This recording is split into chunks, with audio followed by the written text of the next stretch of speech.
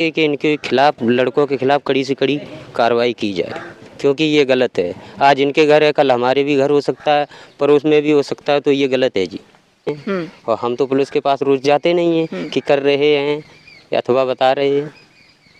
ऐसे कितनी बेटियों के साथ ये सब हुआ यहाँ पर अंदाजा? यहाँ तो बहुत बेटियों के साथ हमारे भी घर में हुआ है जी, कभी कुछ दिन पहले। छुपाने की कोई बात नहीं। जी जी, बोलिए बोलिए। हाँ, हाँ। पता है, ऐसे चलेगा धीरे धीरे। धीरे धीरे। किसके साथ हुआ है आपके? हमारी सिस्टर थी जी। सगी बहन है जी। अब यहाँ तीन गायब हो रही हैं, इसलिए हम बहुत दुखी हैं और कड़ी से कड़ी कार्रवाई की जाए, जो भी हो उसे सजा दी जाए। आपकी सिस्टर कहाँ, बहन कहाँ है? अब शादी कर दी मैंने। और ये रहा दूसरा, जो 3 लड़कियां गायब हुई हैं। मैं तो यही जानता हूँ ये कांड है और कड़ी से कड़ी कार्रवाई की जाए, जो भी हो। बस। राम कुमार जी, 3 बच्चों के साथ आपके पड़ोस की बेटियां हैं, इनके साथ गलत काम हुआ है, इसे किडनैप किया गया है और जो आरोपी है अब तक फरार है जी। आप क्या कहना चाहेंगे इसको? हम ये कहना है कि इनके खिलाफ, लड़कों के खिलाफ कड़ी से कड़ी कार्रवाई की जाए, क्योंकि ये गलत है। आज इनके घर है, कल हमारे भी घर हो सकता है, पड़ोस में भी हो सकता है, तो ये गलत है जी। गलत है ये जी, गलत है। बेटियों के साथ गलत हुआ है। 3 बेटियां हैं, 2 गायब हैं, अब तक नहीं मिली हैं। पुलिस प्रशासन किस तरह से रवैया है उसका यहाँ? रवैया वो तो कह रहे हैं कि हम अपना काम कर रहे हैं और हम तो पुलिस के पास रोज जाते नहीं हैं कि कर रहे हैं या अथवा बता रहे हैं। ऐसे कितनी बेटियों के साथ ये सब हुआ यहाँ पर अंदाजा? यहाँ तो बहुत बेटियों के साथ हमारे भी घर में हुआ है जी, कभी कुछ दिन पहले। छुपाने की कोई बात नहीं। जी जी, बोलिए बोलिए। हाँ, हाँ। पता है, ऐसे चलेगा धीरे धीरे। धीरे धीरे। किसके साथ हुआ है आपके? हमारी सिस्टर थी जी। सगी बहन है जी।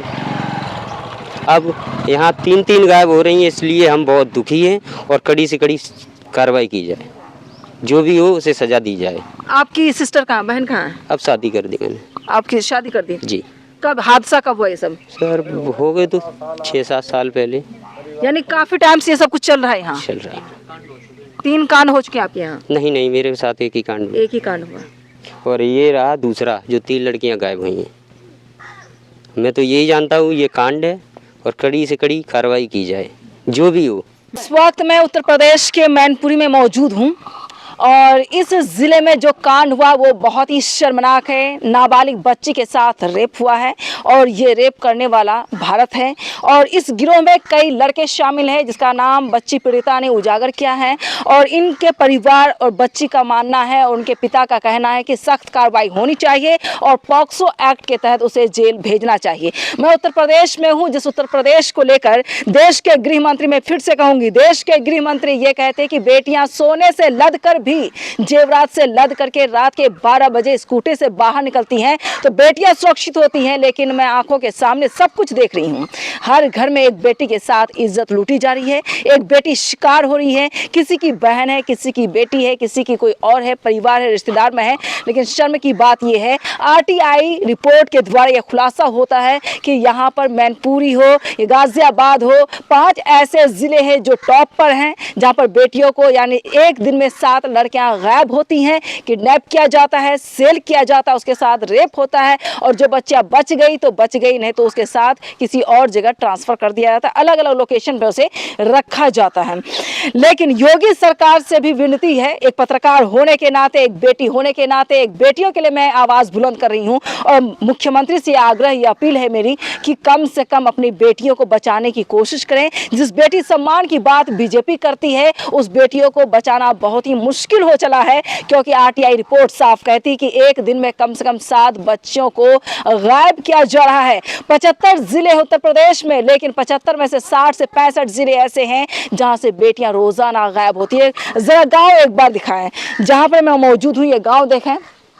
इस गांव को मैं दिखाने के लिए लाई हूं और शमशाद अली के घर पर आई हूं और आपको मैं बता दूं 3 बच्चियां गायब थीं, जहां की एक बेटी मिल गई है, 2 बेटियां अभी गायब हैं, 2 महीने पूरे हो गए हैं, लेकिन अब तक कोई सुराग नहीं मिल पाया है। लेकिन यह साफ तौर से जाहिर होता है कि यहाँ पर मानव तस्करी टाइप से काम चल रहा है। एक दूसरे के लिंक के जरिए यहाँ से लड़कियों को बहला फुसला कर उसको ले जाया जाता है, उसका इस्तेमाल किया जाता है। उसके बाद जो बच कर आती है वो घर आती है, नहीं तो कहना मुश्किल है कि वो कहाँ जाती हैं। सिर्फ रिकॉर्ड अगर यहाँ की बात की जाए तो कम से कम 600 बच्चियाँ अब भी मैनपुरी से गायब है। बेटियां अब भी गायब है, हजारों की संख्या में बेटियां गायब है उत्तर प्रदेश की। लेकिन इसके बावजूद सरकार मौन है। सरकार को जवाब देने की ज़रूरत है, क्योंकि यही उत्तर प्रदेश से जहां पर बुलडोज़र चलाया जाता है, बेटियों के साथ छेड़खानी की जाती है, तो कहता है कि उसकी सज़ा सख्त होगी। लेकिन 3 बेटियों के साथ जो कुछ हुआ है, हिंदू लड़कों ने उसके साथ गलत काम किया है और 2 बेटियां अभी भी गायब है। लेकिन अब मुश्किल है कि कब वो घर लौटेंगी। उनके माँ बाप बहुत ही परेशान हैं, मातम का माहौल घर में बना हुआ है। लेकिन मैं भी इंतज़ार करती हूँ कि बेटियाँ महफूज होकर अपने घर पर पहुँचे। लेकिन कहना मुश्किल है कि आखिर उन बच्चियों को कहां लेकर गया। राहुल, भरत, विशाल, गौरव, कई नाम मेरे सामने खुलासे हुए हैं और मेडिकल रिपोर्ट को लेकर मना किया गया है। बेटी का मेडिकल रिपोर्ट आप नहीं करवाएं, क्योंकि सच साबित होगा कि बच्ची के साथ रेप हुआ है। इस वजह से मेडिकल रिपोर्ट भी बैन कर दिया गया है, रोक दिया गया है। लेकिन पिता का मानना है कि मेडिकल रिपोर्ट लिया जाए, उसके बाद उस पर सख्त कार्रवाई होगी। जो भी मास्टरमाइंड, जो भी गिरोह इस ये काली करतूत में घिरे हैं या मास्टरमाइंड जो भी है, उसे सख्त सजा होनी चाहिए और सलाखों के पीछे उसे भेजना होगा।